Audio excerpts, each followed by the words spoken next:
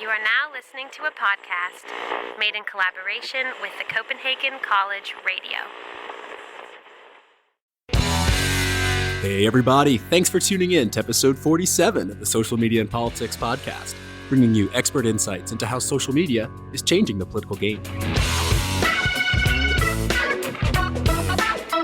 I'm your host, Michael Becerra, political scientist at the University of Copenhagen. Connect with us on Twitter at SMNP Podcast or visit our website, socialmediaandpolitics.org.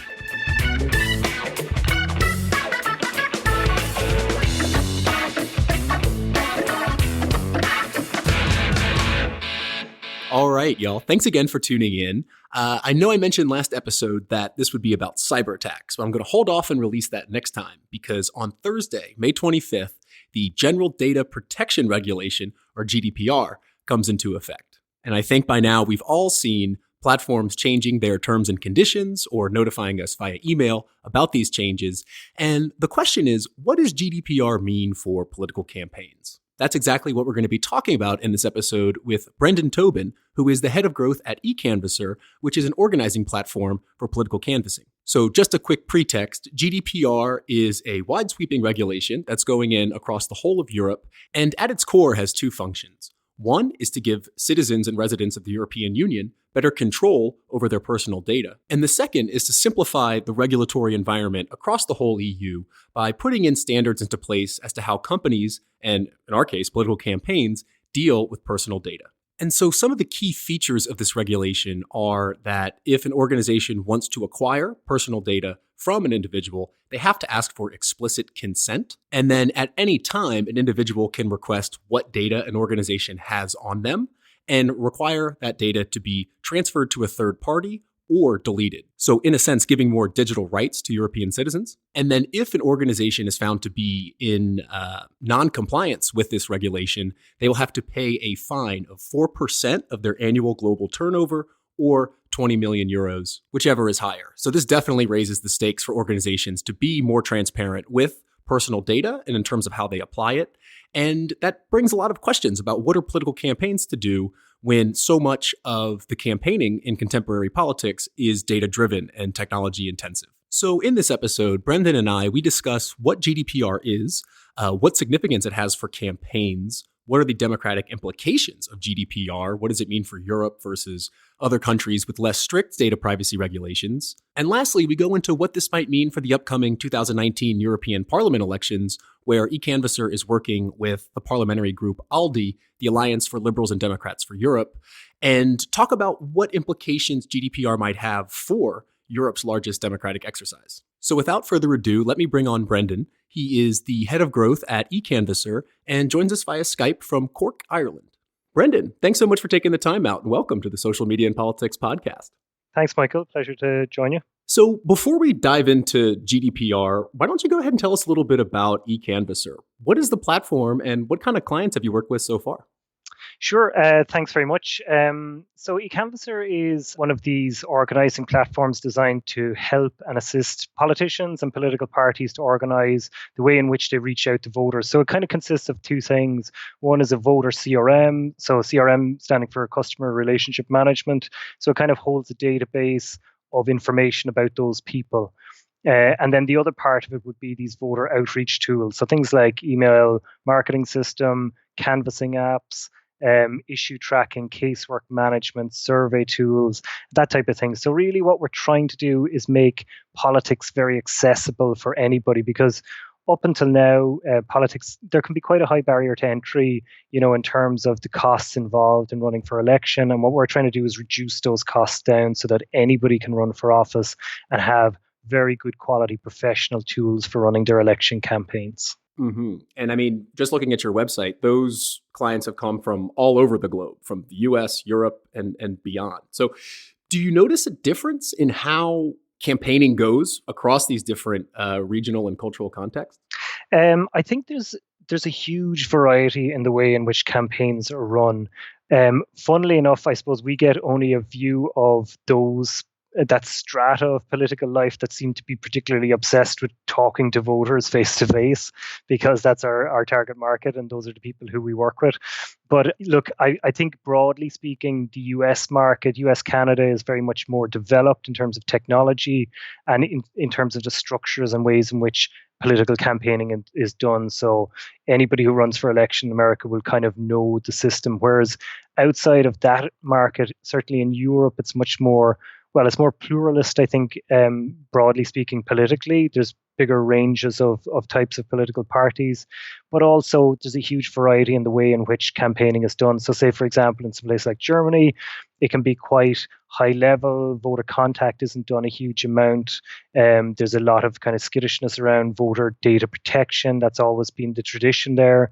And so they tend to do like rallies and posters and TV spots, whereas in the UK and Ireland, you have that much more the American type way of outreach to voters and capturing information and working with relationship building. So there's a huge variety. We work in South America and Central America, and they're very much more focused then on mobile.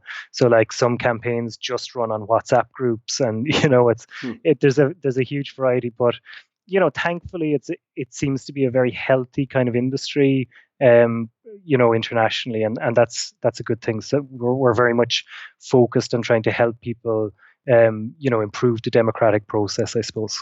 Right. And the reason I wanted to ask about it is with this GDPR going into effect, it's kind of this wide sweeping legislation that's going in across all of Europe. And so before we get into, what that means for political campaigns, can you give us a kind of crash course into what exactly is GDPR? Sure. So General Data Protection Regulation is something that has been handed down from European legislative bodies and now is being enacted by all of the countries within the EU, 27, well, 28 still, I suppose, with the UK. And what it's doing is kind of amalgamating and gathering together all data protection legislation up until now. It's trying to empower citizens, and that includes voters, to have a greater control over the information that is stored and used on them by organizations. And those organizations could be companies, they could be charities, political parties, or whatever it might be. But what they're trying to do is bring to heel the way in which organizations store and use data about ordinary citizens. And I suppose things like the Cambridge Analytica scandal, which we saw recently, has really brought to the fore the dangers of all of this data swirling around in these big tech companies like Facebook and Google. And then what happens if that information is hacked or poached or by whatever means is taken from citizens? I think what we have to remember is data is power. I know it's a cliche, but like really whoever holds the most complete sets of data holds a lot of power. And what Cambridge Analytica were doing was then using that power supposedly to influence large groups of people, in this case, to vote for particular political candidates. And so I think GDPR is good news for voters. It's good news for citizens. Yeah, and I think it's important to keep in mind that this regulation is geared at businesses primarily, but political campaigns are also affected. So I wanted to ask, what types of data would be affected for political campaigns specifically? Like, what type of data are they using that GDPR would sort of have a relevance for? So GDPR covers personally identifiable data. So if I held data on you, for example, Michael, and I had your full name and I had your address, that's personally identifiable data. It's data that identifies you specifically as a person. It's not going to be confused with any other Michael.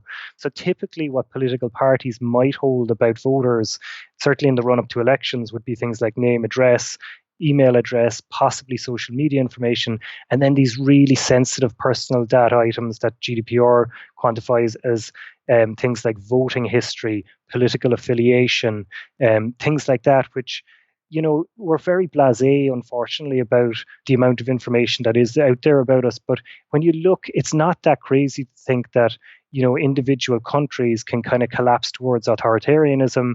And what happens if there's loads of information out there, prescribing people's political affiliations? Is there potentially political persecution that could happen? So this is the context in which GDPR has arisen. But political parties, look, what I will say is this, and this is the thing. A lot of people go, oh, how could political parties hold this information about me? I never authorized that. Political parties need to hold some information about people, about voters, in order to represent them. That's the purpose. It's in order to represent them rather than to influence them in the run up to elections. So it's completely valid for them to hold it, but they have to hold it in a very transparent and credible manner. And I think that's where political parties are going to be facing a challenge over the next number of months. Mm-hmm. And I noticed on your website, you have a sort of list or template for how campaigns can prepare for this regulation, because there's a fine that goes into place if you actually don't meet these requirements. And one of the things that you suggest is to centralize your data and data canvassing practices into a way that's GDPR compliant, which makes sense. But I wanted to ask about the democratic implications of that, because in academia, there's this kind of, it's trending to talk about the platformization of politics, which is basically the growing power of platforms for political campaigns. So how do these regulations and aggregating your data and practices in a GDPR compliant way, what does that mean for the relationship between campaigns and citizens? Well, I think it kind of has to be seen within the broader context of, like you say, this kind of increasing digitization of political practice. Now, it's kind of slow to the party in that this type of thing has happened in enterprise and in companies for many years, but their kind of politics is beginning to get to this. So is GDPR changing things radically? I don't think it is, but I think it's part of a broader trend towards, like you say, maybe platformization of politics. Is that a good thing or a bad thing?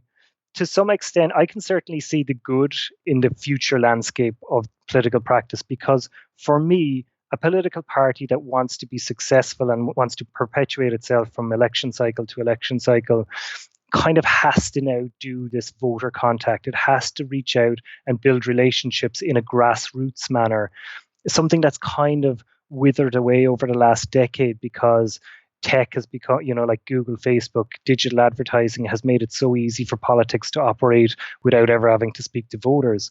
Now they're going to have to kind of go back to voters and knock on doors, talk to people in the community and say, are you willing to hear from us further, and try and build these relationships almost like starting from the ground up. Now they're having to build out their grassroots networks. And I think that's a very current topic and theme within the political industry. So I can certainly see how there's a lot of value in political parties holding information in centralized, credible and transparent databases, because they haven't done up until now. It's been in the back seat of the car. It's been on the back of a cigarette box. Really important information that they might have taken down while talking to voters. That all has to stop. So that's good. And I think this legislation, along with kind of, like I say, the broader trend of digitization, kind of, and it seems you wouldn't necessarily think it, but I think it will get people, or political parties rather, closer to voters in a funny way. Mm-hmm. And what do you think that means for the effectiveness of these campaigns? In particular, I want to ask about, how does GDPR, where does it put European parties in relation to, let's say, the United States, where there's less restrictive data privacy regulations, or perhaps in South America? So how do you see these rules about compliance and transparency in terms of the effectiveness of these campaigns? I think of it like this, right? So say, for example, there's 100 people in a room. And if you're in America and you're a politician and these 100 people are all of the people who can vote for you, you come in with a megaphone and you start talking to them and telling all 100 people about your campaign. And then the other door opens and another politician comes in with another megaphone and another politician, and it's a cacophony. Mm-hmm. And that's fine because it's a level playing field and everybody's got the same practice. Whereas in Europe now, you're going to have a situation where you walk in the door, there's no megaphones, and you have to go around and you have to network with everybody in the room. So it's the same thing, but it's been done in a very different way. So I think what you're going to see is Europe now leading the way in terms of, yes, voter data protection, which is great. And I think the US will become increasingly an outlier in the international community, because there's a lot of other countries want to follow suit with Europe on this. But it's just going to be a different style of campaigning. And so it's going to be more about grassroots. I think a lot of the structures and, like you say, platformization is going to become more advanced in Europe than it might necessarily be in the US. And it's just they're different, and maybe that's no bad thing. Yeah, and it brings me to something I'm really curious about, which is, and something that really stuck out for me in the congressional hearings, where you had representatives from Twitter and Facebook and Google testifying before U.S. Congress, where it was really clear that these legislators, and I think this applies in Europe as well, they don't really understand the technology behind these platforms and the digital marketing tactics that are being used in campaigns. So because we mentioned a little bit this fine that can be put in place if you don't comply with these rules, how do you think the EU will actually enforce these policies moving forward?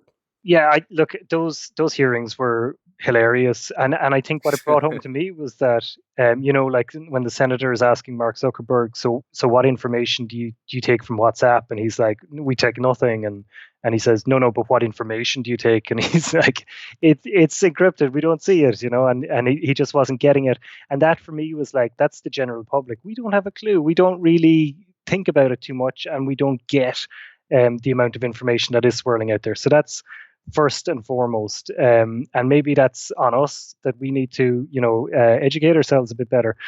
But how is it going to be enforced? Okay, so the enforcement of this legislation is going to come down to the national data protection authority. So the data protection authority in each individual country will be the one that enforces it for anything that's happening in their jurisdiction, which is why in our country, Ireland, that data protection authority is particularly in the spotlight, because guess who lives in Ireland? Facebook and Google and all these huge tech companies, and they're responsible for taking these guys on and controlling them. So, like, how is it going to happen? I think if you imagine, like in the past, a data breach occurred. Say you're a political party and somebody leaves a laptop on a train and it's picked up by somebody else and they open it up and there's all this voter data in there. Classic data breach. In the past, it was like, oh, okay, how did they let that happen? That's ridiculous. It's disgraceful. And we'll give them a slap on the wrist, and there's huge reputational damage potentially. But, that was kind of the extent of it. Whereas now it's going to be, if you haven't reported that data breach within 72 hours, you're going to be hauled up in front of the Data Protection Authority, and you're going to be hit with a potentially 20 million euro fine, which is, that's an ender for most political parties. So I think fear will motivate people. I think it's pretty clear that companies are taking this really seriously. I think political parties are, again, a little bit slow to take it seriously, because they might see some potential gray areas for themselves. But I think in general, what it's being described as legislation with teeth, and I think that's really what it is. I think the fines and the reputational damage together will lead to some very high-profile cases, and I think that'll keep the broader political industry and business in check. Yeah, I want to pick up on this idea of the national representatives, these data. There's a certain name for them, right? Like data enforcers, or no, it'd be Data Protection Authority. It would be the kind of general term in the UK. I think it's ICO. I'm not sure what the acronyms stand for, but so yeah, they're the ones who are responsible for what's happening in their jurisdiction. Yeah, and are they put into place by GDPR? Is that a requirement that wasn't there before? No, they would have always been there. So data protection law is not new. It's been ongoing, but it's just not been, it hasn't been a unified piece of legislation. And to be honest, it's still not, because the GDPR legislation is enacted by legislation that, so each country will enact it in their own parliament. So here's our enacting of the GDPR legislation. And this is where it gets funny, because different countries will enact it in slightly different wording and different ways. So over here in Ireland, we're seeing the Parliament enacting it, but having a bit of a grey area or a fudge built into it around political processes. Maybe it's okay, we can hold on to voter data because we need it for the public interest. We can't represent these people without holding their data. I think a lot of this legislation may be played out over the next 12, 24 months as, litigation happens and people really challenge the letter of the law. Classic EU multi-governance structure. Absolutely. We love federalism. So I want to ask about these fines a bit and what they mean for campaigns, because as you mentioned, a $20 million fine could be just an ender for most campaigns. But does this benefit bigger parties in the sense that parties with higher resources, so your more classic center-left and center-right parties, they would probably have the resources to really, make sure that their house is in order to avoid these fines, and they could probably absorb the shock. The Conservative Party in the UK or the Labour Party in the UK, they could absorb a $20 million shock. But a kind of upstart grassroots party who might not have the resources to even be GDPR compliant, they might, be the ones that are more susceptible to the risks, take the fine, and that would end their campaign. So do you think there's a kind of, I guess, imbalance in the realities of how this might play out for big versus small parties? I don't know, because it would remain to be seen whether, say, you look at a small party versus a big party, the same data breach occurs. Would the fine that is applied to them be based on the size of the party? That's possible. Maybe the data protection authorities are kind of going to take cognizance of the fact that they don't want to be anti-democratic. And so that may be the way it plays out.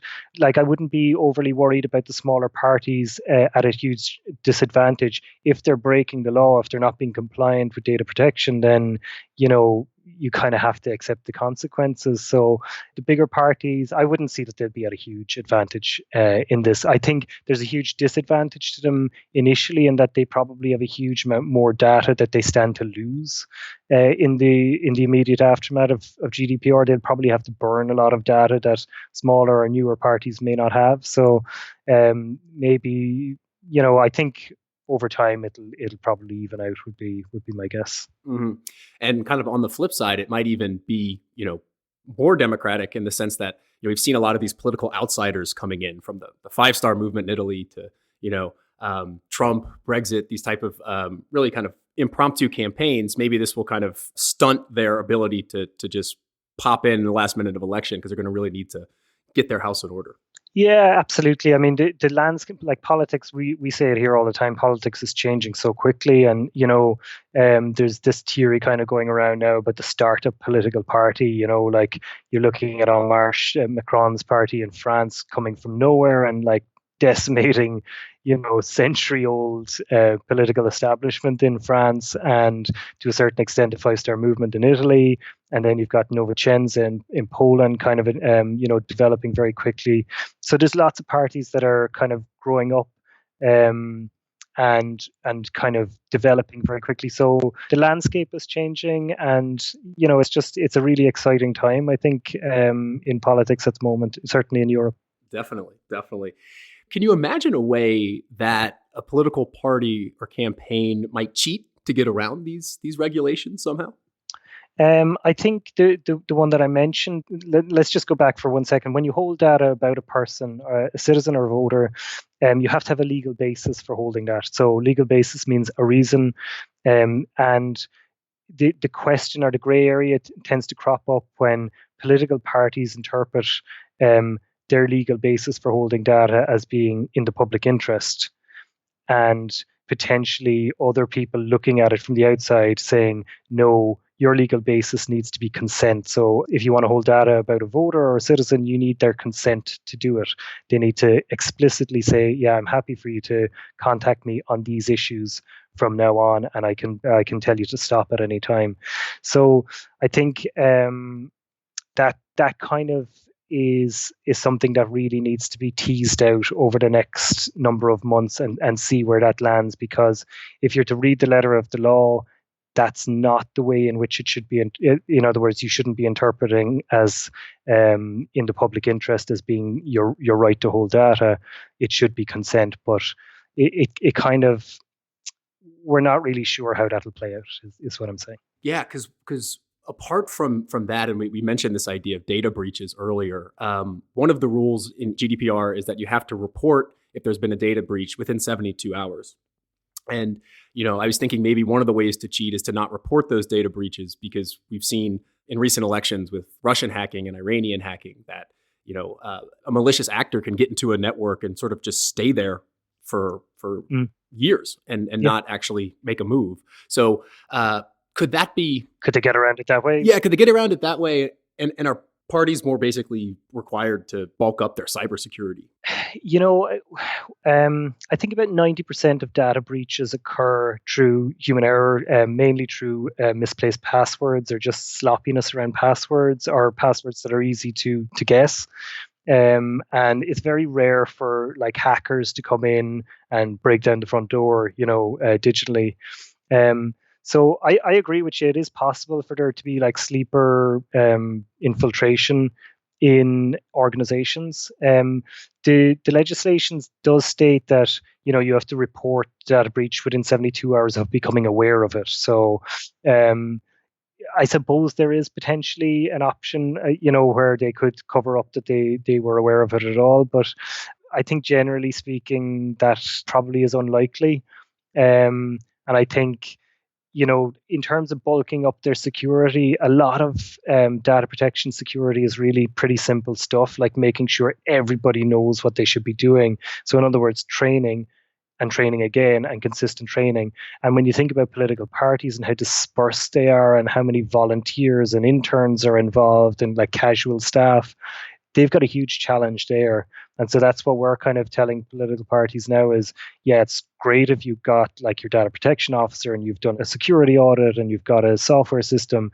But if you've got an intern who's got to walk off with a laptop that's, logged into your database and forgets it on a bus, then you're going to be in trouble. So a lot of it is human error. I think hopefully, I'm kind of positive, about these things. I think parties generally are very they're not out to get anybody, and I think they will enact the spirit of the law.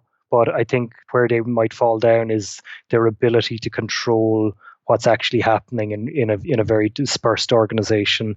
But yeah, look, I have a positive attitude. These are, in our experience, very honest practitioners, and just they're trying to do right by their organization. So I wouldn't expect there to be too much trouble. Let's switch gears a bit, and I want to talk about what GDPR means for the upcoming 2019 European Parliament elections, which is this kind of massive democratic exercise across 27 countries, 28, depending how you interpret it.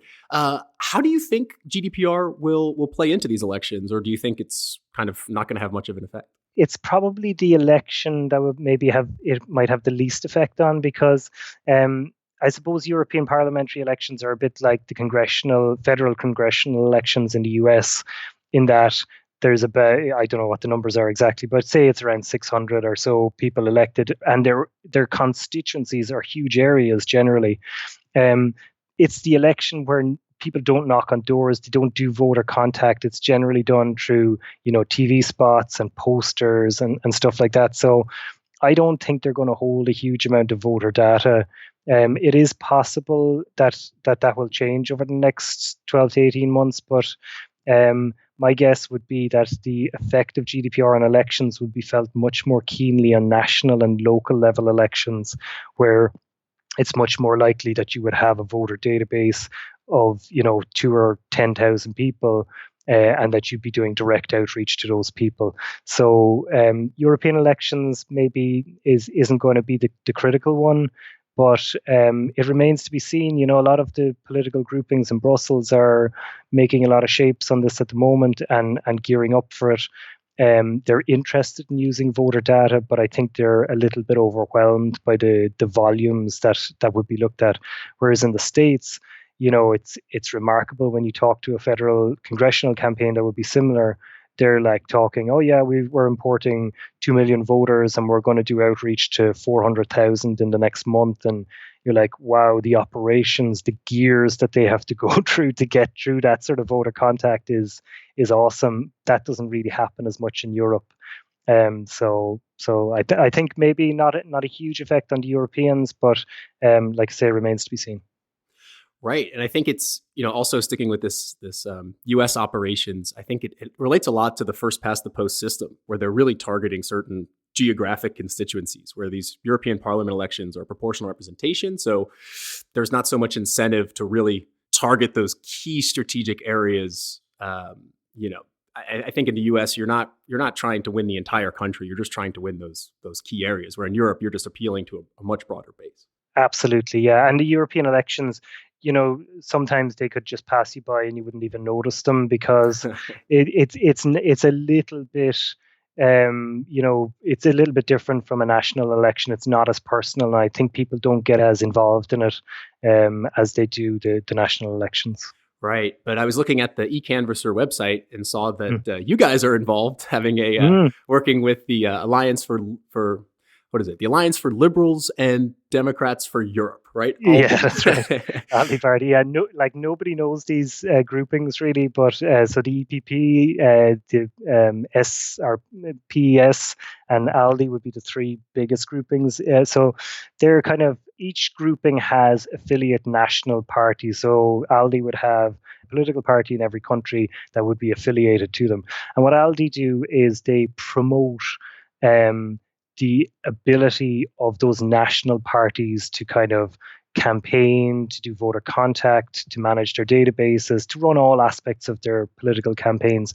And in that way, kind of in a secondary benefit comes back to Aldi, because ultimately, if their sister party in every country is really strong, then the knock-on effect is that their overall operations are strong when it does come to European elections. So I know it's a little bit complicated, but those groupings, I suppose, almost work as if Europe was a federal state, and they kind of then do this, instead of direct campaigning with voters, they do indirect campaigning by helping their sister parties to campaign. I hope that's not too complicated.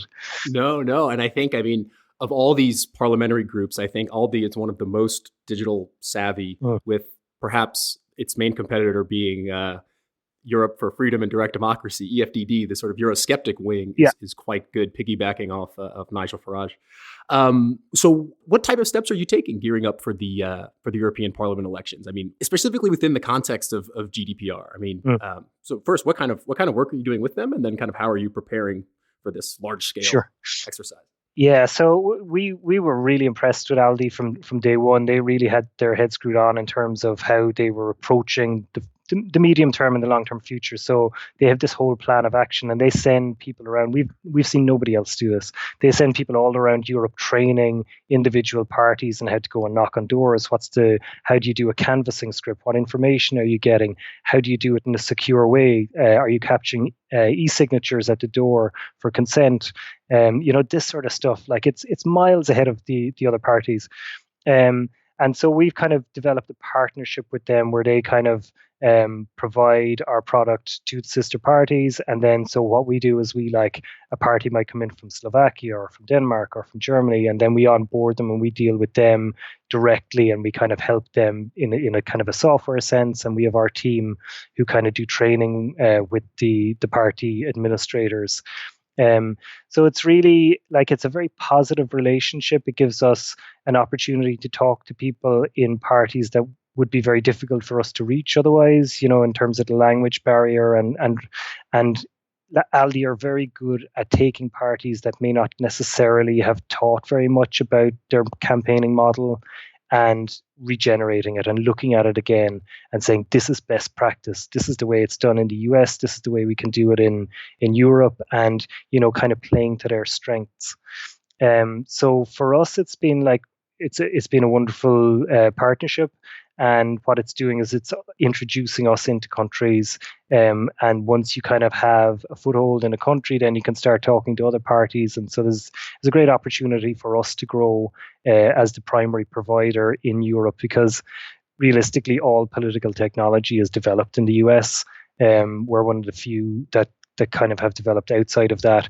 And it's nice for those European parties because traditionally when they have interfaced with technology, it's been an American model and it hasn't always fit exactly the way they operate. So we've got a bit more flexibility built into our system, and therefore, we can make it work in Croatia, or we can make it work in the Netherlands, or whatever they want to do. Mm-hmm. Yeah, I think it's super interesting, the whole different structures, and definitely nice to get a bit wonky on European politics. Don't get to do that every day. But Brendan, thanks so much for taking the time out. This has been super insightful. Real pleasure. I've just been speaking with Brendan Tobin, Head of Growth at eCanvasser. You can check out their work at eCanvasser.com. And that's a wrap for this episode of the Social Media and Politics podcast. Thank you again for tuning in. Next time, I promise we will get around to cyber attacks on social media. And I've got a bunch of cool interviews lined up for when I go to DC next month. So if you want to get a sneak peek as to who I'll be interviewing and even ask them some questions that might be relevant to your organization, you can sign up for the Social Media and Politics newsletter, which you'll find on the website or in the show notes of this episode. I'm your host, Michael Becerra, signing off from Chapel Hill. See you next time.